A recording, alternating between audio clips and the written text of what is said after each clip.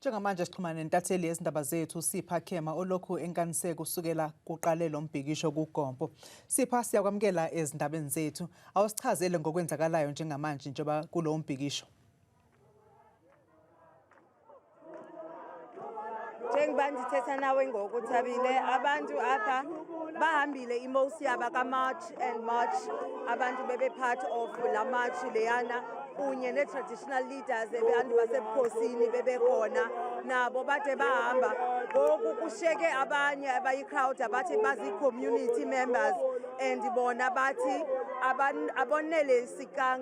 abanonelisekanga yinto ebiyenzekile izi-traditional leaders, so bona bafuna uzenzela eyabo kunye ke ngoku bave neyabo i-memorandum ezochaza ukuthi yintoni ilwela ngabahlali. Abahlali Thabile, amahlali bona Thabile isikakhulu bakhalela indawo ngendawo apha abathi bona uba zithengisa izidakamiso apha ngaphakathi kuGompo City. Manje so ngoku babiza ke bathi traditional leaders azenzanga ngohlobo bebenofuna ngazo bezi-community members bona.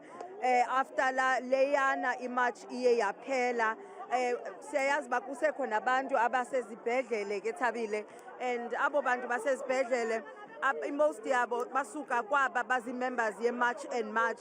Abanye bahlatywa, bathi bahlatywe ngama-foreign nationals.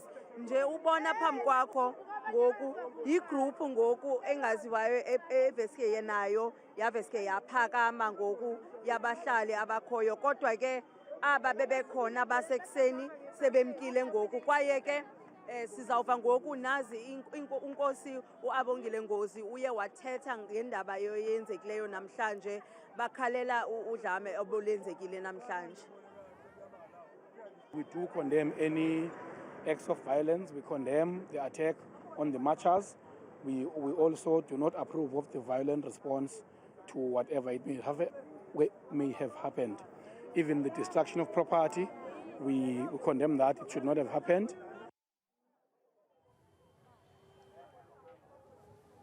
Sipha, ngabe kukhona ukungenelela osekuthenjisiwe ukuthi kuzokwenziwa abaphathi besifundazwe?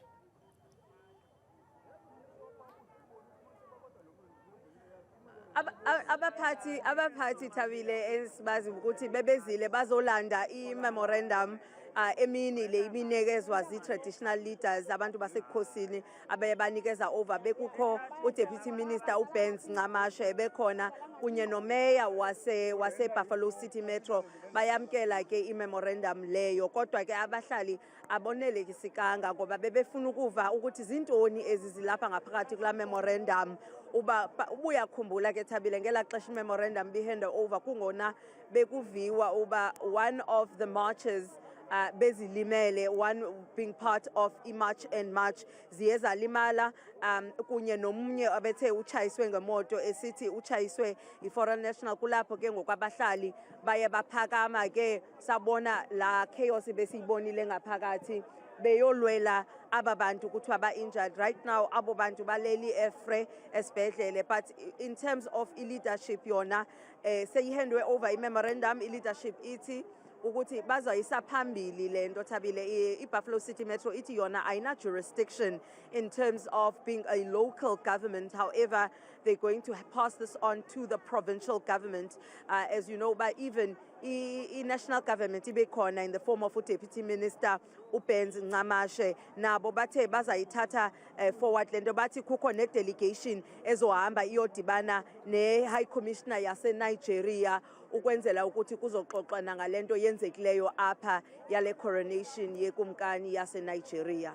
Sibonga kakhulu leyo bekuyintatheli yethu Sipha Khema esibuyekela bukhoma kuGompo.